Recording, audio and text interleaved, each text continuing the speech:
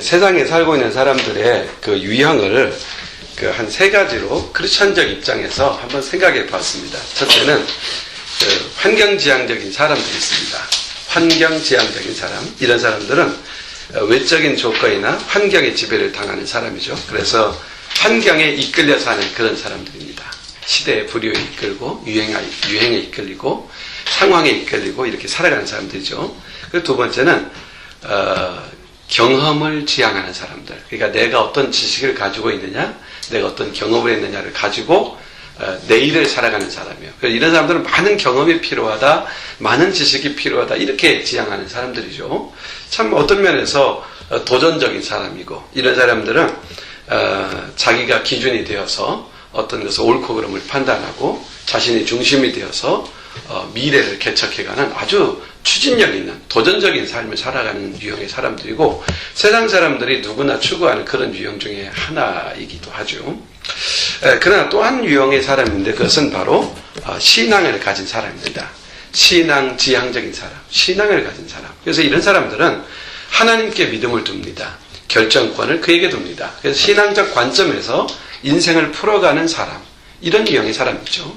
그러니까 환경에 의해서 운명적으로 지배되어 가는 사람이 있는 반면, 이 환경을 거슬러서 내가 환경을 개척하고 경험하고 지식적으로 돌파해 가려고 하는 유형의 사람이 있고, 그리고 또 하나는 신앙을 중심으로 살아가는 사람들이죠. 자, 우리들은 어디에 속합니까? 신앙 지향적인 삶을 살아야죠. 근데 우리에게는 아직도 환경 지향적이고 또는 내 경험 지향적인 성향을 가지고 있다는 걸 잊어서는 안 됩니다. 이것을 성경을 뭐라고 하는지 알아요? 옛사람이라고 말합니다. 그리고 우리는 신앙 지향적 삶을 살아야 되죠. 그런 면에서 환경에 따라서 좌우되는 삶을 살아서는 절대 안 된다는 거, 이거 오늘 염두에 두셔야 됩니다. 환경에 의해서 좌우되는 사람이 돼서는 안 된다는 겁니다. 이런 사람들은 행복과 불행을 항상 어디에 찾냐면 환경 속에서 찾아요. 상황이 그래서 그렇다, 환경이 그래서 그렇다, 이렇게 되는 거죠.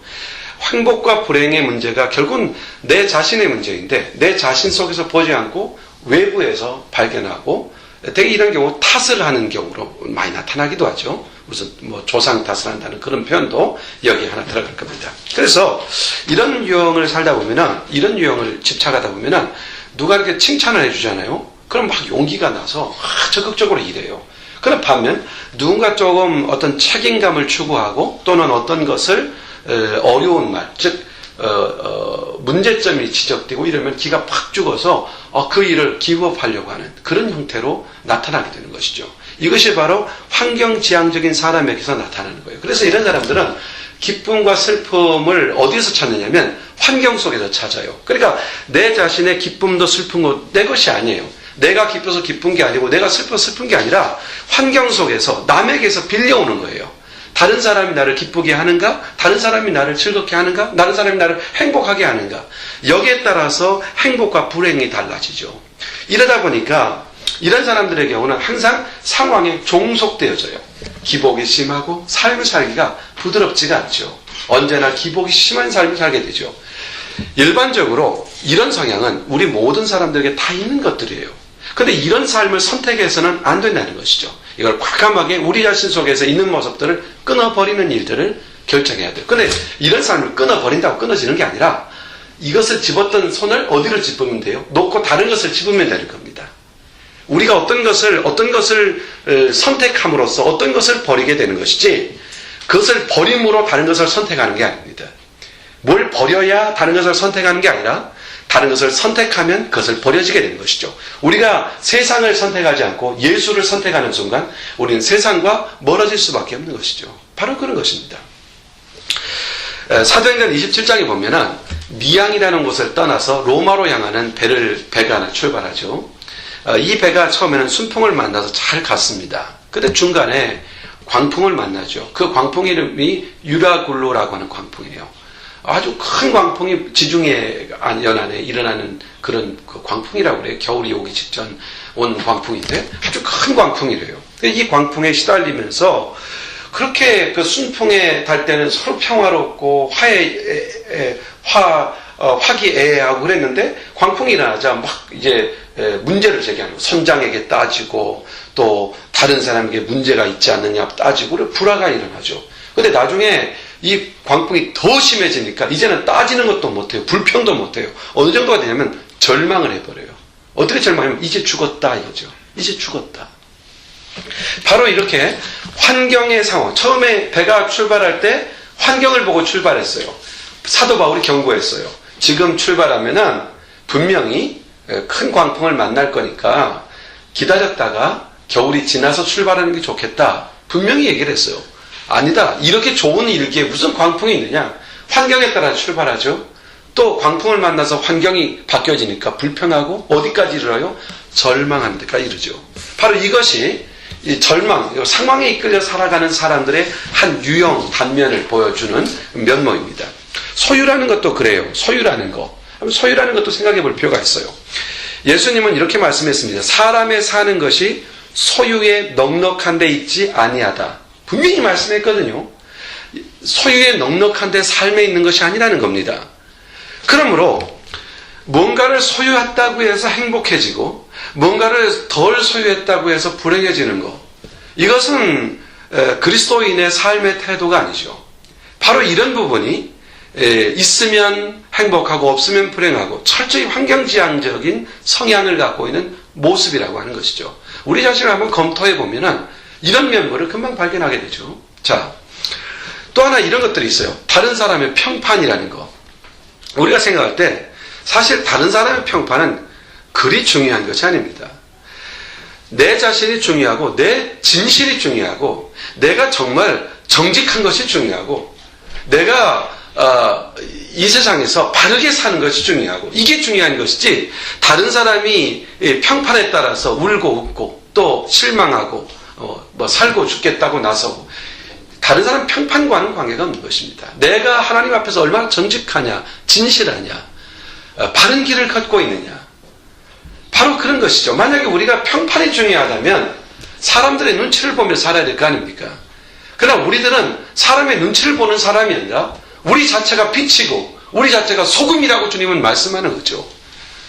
사람이 알아주느냐 알아주지 않느냐에 따라서 빛이 되고 소금이 되는 것이 아니라 우리는 소금의 기능을 감당하고 빛의 기능을 감당하느냐에 있는 거예요. 예수님이 만약에 사람들의 평판에 의해서 좌우됐다면 예수님은 살인자요?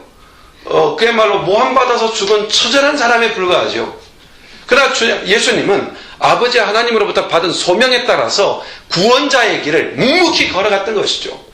마지막 예수님이 십자가를 지었을 때 그 앞에 남아있던 사람은 여인 몇 명에 불과했습니다. 3년 동안 양육하고 세웠던 제자들마저 다 도망갔어요. 그렇다면 예수님은 배척되었으므로 사람들로부터 인정되지 않았으므로 그는 진리가 아닙니까? 그럴 수 없다는 얘기입니다. 문제는 다른 사람이 나를 어떻게 평판을 가지고 있느냐는 별로 중요한 게 아니라는 얘기예요. 내가 정직한 길을 가고 있느냐? 내가 하나님 앞에서 바른 길을 걷고 있느냐? 바로 이것이 중요한 부분이라는 것이죠. 그러므로 환경에 이끌리거나 환경과 상황에 좌우되는 것은 그리스도인의 마땅한 삶이 아니므로 우리는 경계해야 될 부분이죠. 또 하나는 우리의 삶의 유형 중에 내가 중심이 되어서는 안 됩니다. 이 부분을 경계해야 됩니다. 내가 바른 길을 가면 되고 내가 정직하면 된다라고 하는 이 말이 다른 말로 내가 중심이 되어서 살아라 이런 말로 들려서는 안 된다는 얘기입니다. 사람들은 자기 경험과 지식으로 자기의 모든 것을 주도적으로 결정하며 행동하고 살아가길 원하죠. 내가 경험한 것, 내가 아는 것, 이거 외에는 믿지 않으려고 하는 성향들이 우리 사람들에게는 있습니다. 자기가 아는 것은 있는 것이고 경험된 것은 경험하지 않은 것은 모르는 것이고 또 내가 알고 있는 것은 있지만 내가 모르는 것은 없는 것과 같다고 생각하는 그런 가치를 갖게 되는 결과를 초래해서 철저하게 과거의 지식, 과거의 경험에 뿌리를 두고 과거 중심의 삶을 살 가능성이 아주 높게 됩니다. 이런 사람들은 상당히 삶이 활동적이지 못해요. 왠지 압니까? 내 자신이 중심에 서면 이렇게 되는 거죠. 내 경험에 미루어 보고 내 지식에 미루어 봐서 그것은 불가능이다 이렇게 판단이 되면 불가능한 겁니다. 그건 할 수가 없는 일이 되는 것이죠. 내 능력, 내 지식, 내 경험 거기에 집착하게 되면 결과적으로는 내가 쳐놓은 카테고리, 아성이라는 굴레 속에 나를 툭 빠뜨려서 발전도 소망도 없게 만드는 것이죠. 이건 미련한 삶이 된다는 얘기입니다. 그러므로 오늘 우리가 오늘 읽은 본문 말씀을 좀 더 깊이 검토해 볼 필요가 있습니다. 여기 보면은 갈릴리 바다를 건너가고 있는 배 한 척이 나오죠. 이 배가 나옵니다. 그 배에 누가 타고 있습니까? 예수님과 예수님의 제자들이 타고 있습니다. 그런데 여러분 이걸 주목해 봐야 됩니다. 이 배에 타고 있는 구성원들의 상당수가, 거의 절반에 가까운 상당수가 어디 출신입니까? 갈릴리 나사렛 출신이고 그들은 어부 출신입니다. 그러니까 그들은 상당한 바다에 대한 지식을 갖고 있습니다.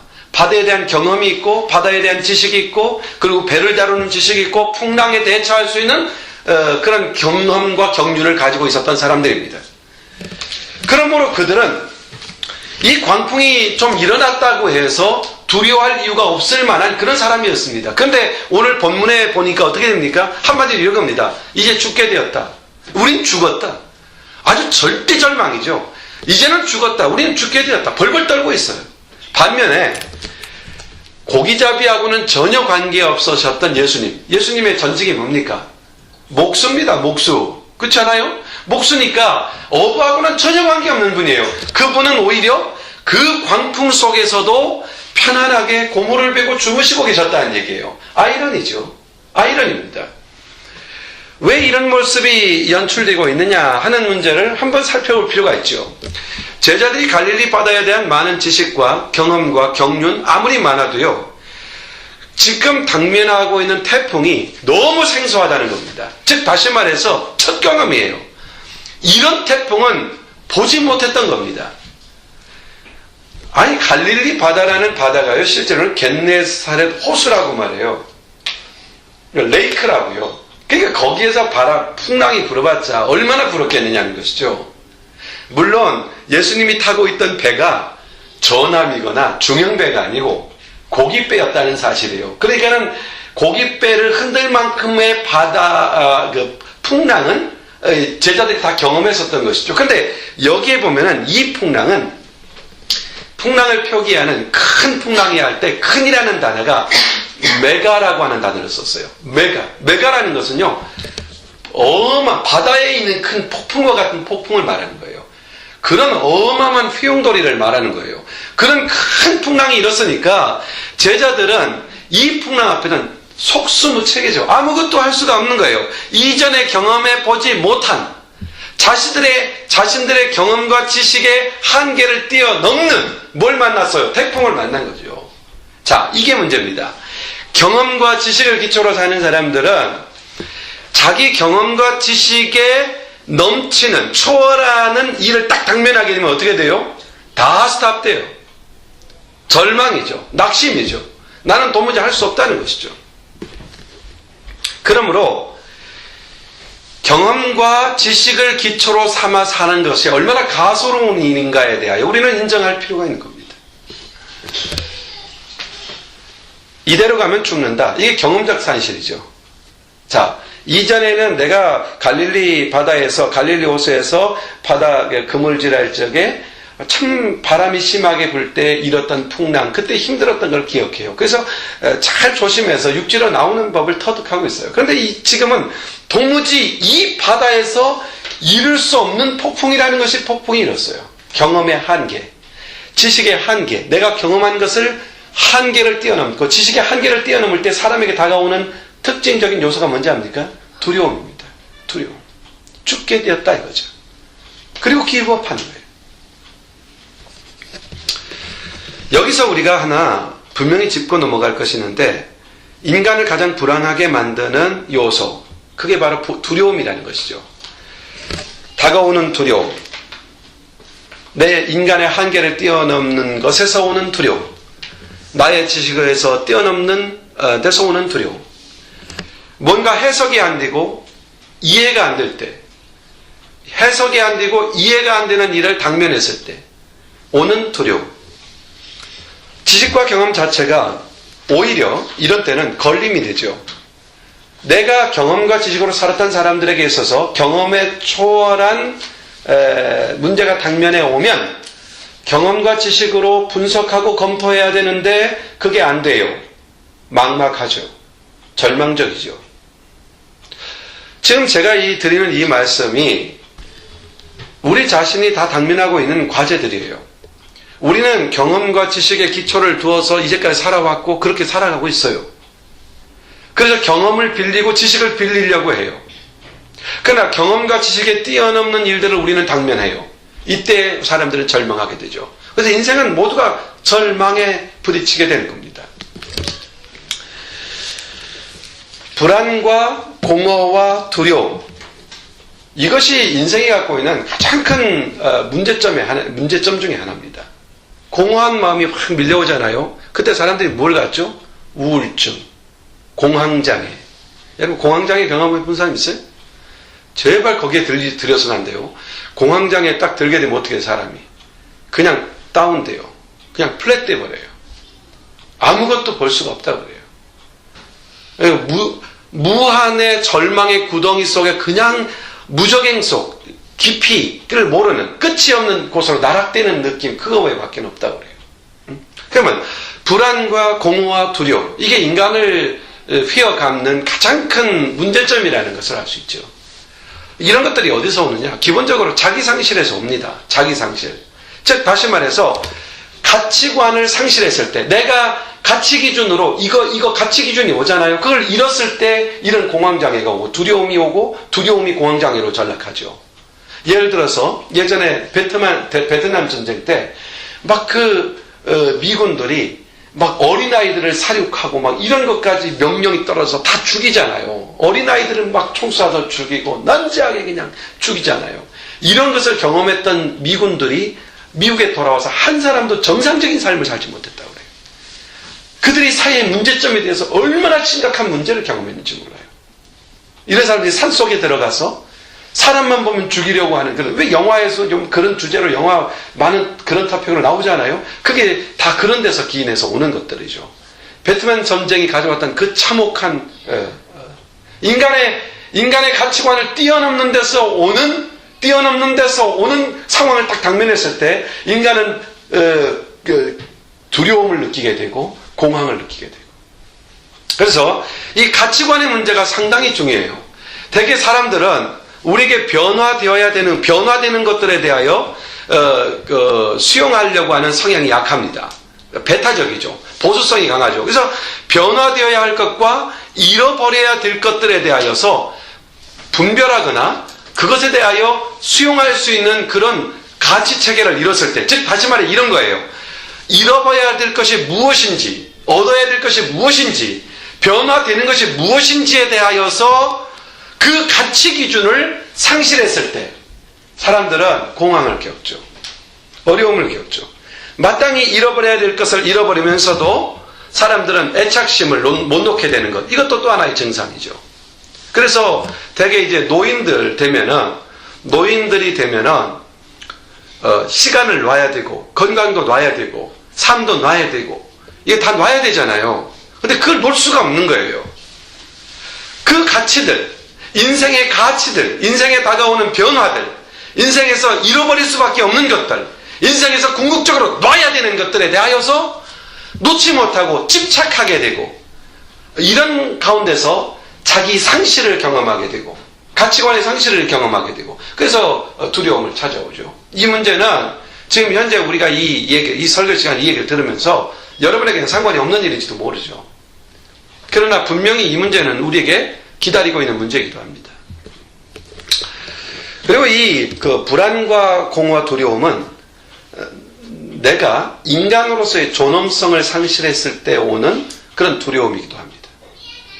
인간으로서의 존엄성을 상실한다는 거, 이것을 경험해 본 사람은요, 그 후유증이 아주 심하다고 그래요. 그러니까 누군가에 의해서 노예처럼 부림을 받는다든지, 자신의 가치를 존중받지 못하고 일방적인 요구에 의해서 인간 이하의 대우를 받는다든지, 이런 경험을 가졌던 사람들의 그 상처는, 그 상실감은 공포심 이상의 것으로 작용한다고 그래요. 그리고 이 두려움의 요소 중에 하나가 이제 소통의 부재도 될 수 있죠. 예를 들어서 제가 미국에서 여행 예전에 처음에 여행을 할 적에 자동차에 그 연료를 넣는 처음에 미국 와서 가스를 넣는데 한국에서는 가스를 다 주유소에서 넣어주잖아요. 근데 여기 오니까 이렇게 뉴욕은 거의 그냥 이렇게 자기가 넣잖아요. 근데 첫째 카드 결제하는 법도 모르겠고 또 가스를 넣는 법도 전혀 모르겠어요. 처음에 와서. 자동차는 연료는 없죠. 그래서 주유소를 차 들어가 가지고 얼마나 당황했는지 몰라요. 그때 언뜻 그 마음속에 두려움이 생기는 그런 걸 느꼈어요. 소통의 부재에서 오는 두려움. 만약에 부부 간에 또는 가족 간에 또는 자녀와 부모 간에 또는 그 학교에서 또는 사회에서 소통의 부재는 두려움을 가져오죠.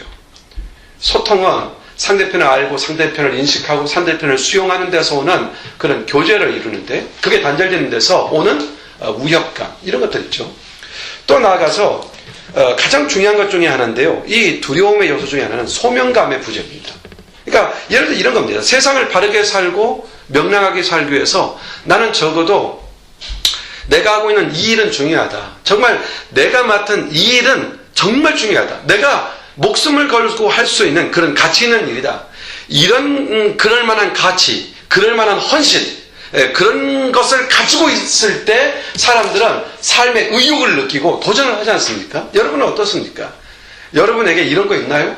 이것은 정말 목숨을 걸고 할 만한 일이야. 그리고 그 일이 내게 주어져 있어.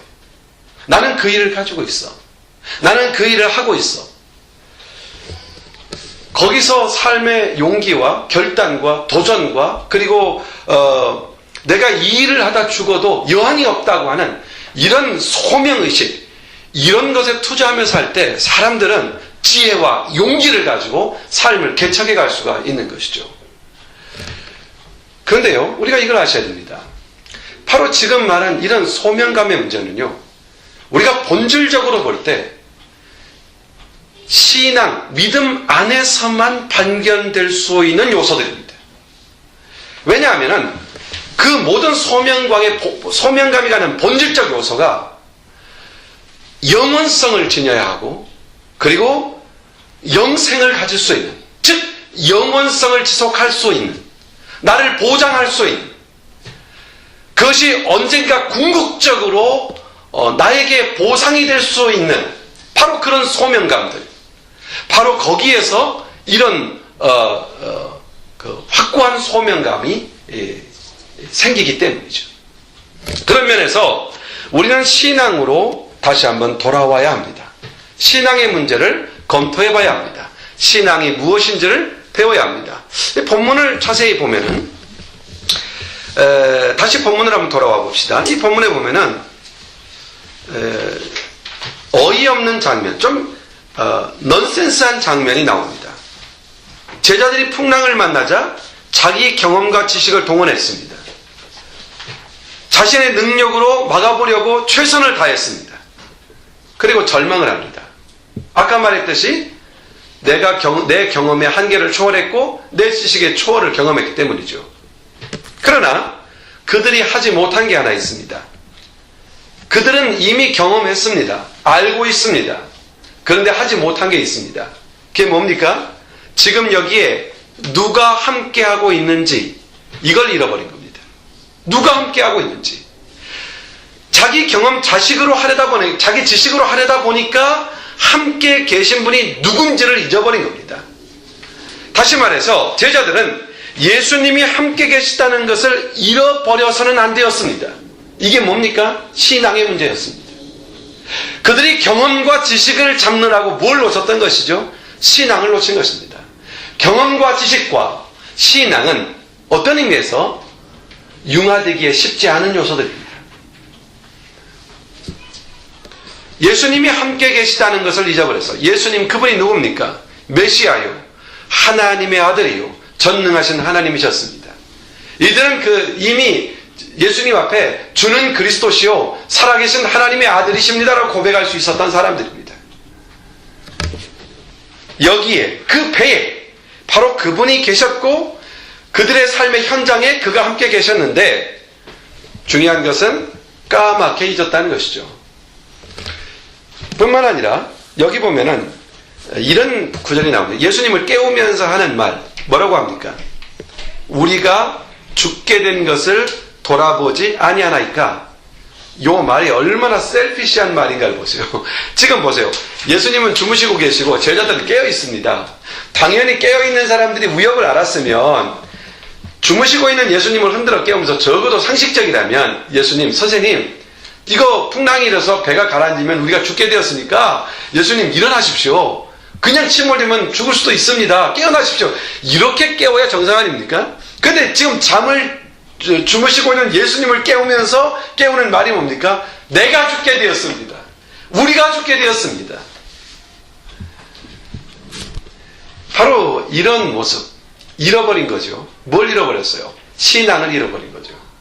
자, 우리 삶의 자리에서 우리가 삶의 자리에서 살아가다 보면은 삶의 지식, 삶의 경험, 삶의 현장에 이끌리고 또 상황에 이끌리다 보면 뭘 잃어요?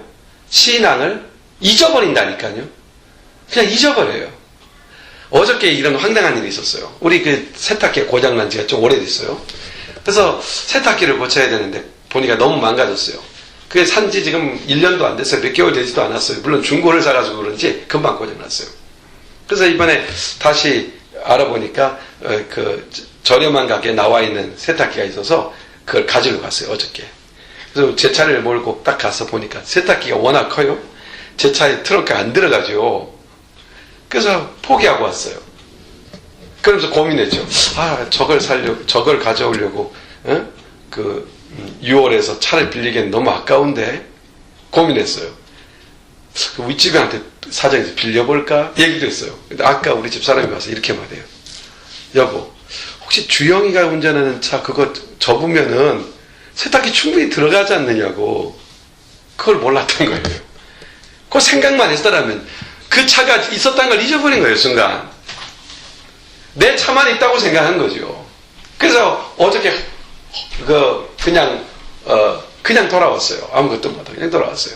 이제 오늘 오후에 가서 한번 트라이 해봐야겠어요. 우리가 있는데도 불구하고 잃어버리는 게 있어요. 잃어버려서는 안 될 것들을 잃어버릴 때가 있어요. 그 중에 하나가 신앙이에요. 예수님을 잃어버려요. 자, 우리 주님은 뭐라고 말씀했습니까? 내가 세상 끝날까지 너희와 항상 함께 있으리라 그랬습니다. 근데 우리는 딱 상황 속의 고민과 염려에 딱 사로잡히면 누구를 잃어버려요? 예수님을 잃어버려요. 지금 제자들이 그런 모습이죠. 그러면서 이러는 거예요. 그것도 예수님을 깨우면서도 하는 말이 뭐예요? 내가 죽게 되었습니다. 이렇게 말하죠. 그 하나님의 전능하심을 잊어버려요. 신앙의 본질을 잃어버리는 거죠. 여러분, 우리가 이걸 아셔야 됩니다. 우리가 주목해 봐야 할 이 장면, 우리 예수님의 그 다음 장면을 우리가 한번 볼 필요가 있어요. 예수님께서 바다를 꾸짖습니다. 그리고 꾸짖은 다음에 바다는 조용해졌습니다. 그때 제자들에게 딱 한 말씀 하십니다. 어찌하여 이렇게 무서워하느냐? 너희가 어찌하여 믿음이 없느냐? 이렇게 지적하십니다. 우리 주님은 모든 문제를 믿음의 문제로 딱 정돈합니다. 지금 현재 풍랑의 문제, 시련의 문제 이렇게 보지 않은 거예요. 문제의 포인트를 풍랑이나 시련에 둔 것이 아니라 어디에 뒀어요? 믿음이 적으냐? 왜 믿음이 없느냐? 시련과 문제를 해결하는 열쇠가 우리에게 있다는 얘기입니다. 그게 바로 믿음이며 신앙이었던 것이죠. 하나님께서 함께 계심을 믿어야 하고, 그가 역사의 주관자임을 믿어야 하고, 그리고 나와 함께 하시고 내 삶의 현장에서 함께 사역하고 계심을 믿을 뿐만 아니라 지금 벌어지고 있는 이 상황이 우리에게 일방적으로 고통을 가하기 위해서 있는 것이 아니라 하나님의 섭리와 경륜 속에 허용되고 있는 일이라는 사실을 보는 신앙적 관점이 필요했던 것이죠. 자기들이 감당할 수 없는 이 풍랑을 닥쳐왔을 때 그들은 이 문제를 자기의 경험과 경륜으로 해결해갈 문제가 아니라, 내가 해결해갈 문제가 아니라 이 문제를 통하여 뭐를 다시 한번 끄집어냈어야 돼요? 신앙과 믿음의 문제, 그리스도와의 관계의 문제, 그가 어떤 분인가에 대한 인식, 그가 나에게 어떤 분인가에 대한 깨달음, 바로 거기로 갔어야 된다는 얘기입니다. 이 폭풍에 하나님의 경륜적 의미가 있었다는 것은 주님의 이 설명에서 분명히 드러나고 있죠. 예수님은 결코 풍랑 속에 돌아가실 분이 아닙니다. 예수님 왜 오셔야 합니까? 왜 오셨습니까? 십자가에서 죽으시기 오신 분이에요. 그런 사역이 있는 분이 돌아가시면 되겠습니까? 절대 돌아가셔서는 안 되는 분이 이 배에 있다니까요. 그렇잖아요. 그리고 그 예수님과 같이 있는 것이 제자들입니다. 그러면 예수님이 사신다면 자기도 사는 것입니다. 그 예수님은 전능하신 분입니다. 제자들이 주님이 하신 말씀을 조금이라도 믿고 있었더라면, 또 예전에 주님이 가르쳤던 말씀의 내용을 조금이라도 마음속에 두고 있었더라면, 그리고 그것을 믿음으로 조금이라도 붙잡았더라면 이런 상황은 벌어지지 않았을 것입니다. 요한 웨슬레라고 하는 유명하신 분이 있습니다. 메도디스트 감리교를 창시한 분이죠. 이분이 그런 말을 했어요. 하나님이 내게 향하신 그 크신 뜻을 이루기까지는 나는 절대로 죽지 않는다. 그러니까 그 수많은 어려움을 경험했고, 배를 타고 미국으로 여러 번 건너오면서 풍랑을 맞이해서 위기에 처했을 때마다 했던 말이에요. 하나님이 내게 주신 뜻을 다 이루기까지 나는 죽을 수도 없고 죽지도 않을 것이다. 그러므로 두려워하지 않았던 것이죠. 그 상황에 오히려 하나님을 찬양했다는 것이죠. 여러분, 우리가 이걸 아셔야 됩니다. 하나님이 우리를 이 땅에 보내신 목적과 이유가 있습니다. 그 계획을 다 이루기까지는 우리의 생명에 손상이 되지 않습니다. 만약에 우리가 이 땅에서 떠날 시간이 됐다면 그건 할 일을 다 했기 때문일 것입니다. 오늘 본문을 다시 한번 보면서 아주 중요한 사실을 하나 더 정돈해 볼 필요가 있습니다. 한번 본문을 펴가지고요, 37절을 보세요. 37절에 큰 광풍이라는 단어에 동그라미를 쳐보세요. 큰 광풍. 그리고 39절에 아주 잔잔하여지더라 해서 아주라는 단어. 그리고 41절에 심히 두려워하여 라고 할 때 심히. 이 세 가지 단어가요, 다 똑같은 단어입니다.